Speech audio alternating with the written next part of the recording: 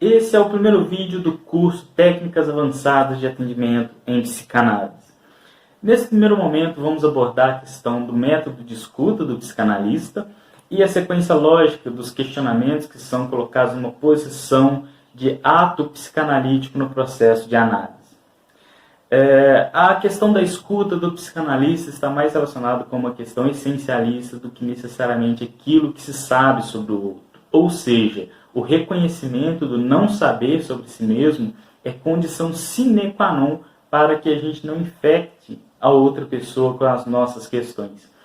Tudo aquilo que vem de nós, todas as nossas posições, os nossos questionamentos, todas as nossas condutas, todos os nossos pensamentos e ações estão relacionados com referências que temos introjetadas dentro de nós. Estão relacionados com a nossa função desejante.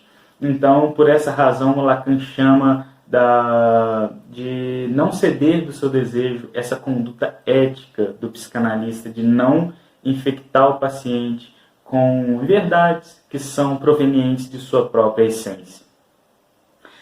A escuta psicanalítica, então, ela está relacionada com se posicionar numa posição, se colocar numa posição de ferramenta, de instrumento, para que o outro consiga alcançar produções psicológicas que gerem resultado terapêutico sobre as suas questões sintomáticas, que gerem alteração na estrutura do sintoma do paciente. Então, dito isso, vamos passar agora para a sequência lógica dos questionamentos que a gente coloca como ato analítico.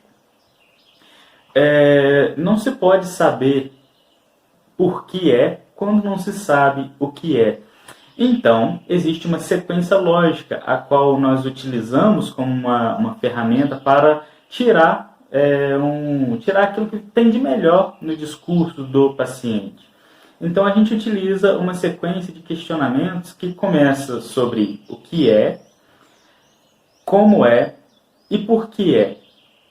Essa é uma sequência que a gente elabora as nossas perguntas, os nossos questionamentos em relação ao paciente, baseado nessa sequência. E isso é justificado pela seguinte questão. Para que você saiba por que é ou como é, antes você tem que saber o que é.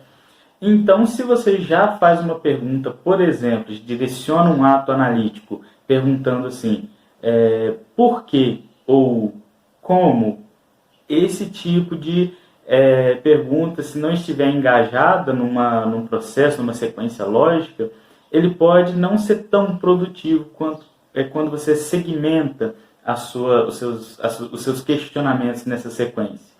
Então, quando o paciente estiver falando sobre algo, por exemplo, ele está falando sobre os seus sentimentos, sobre o que ele está sentindo, sobre os seus sintomas, o analista, ele entender o que é, primeiro, através de alguns questionamentos relacionados a essa pergunta, o que é esse tipo de sintoma que você sente, como você sente isso e por que você sente isso.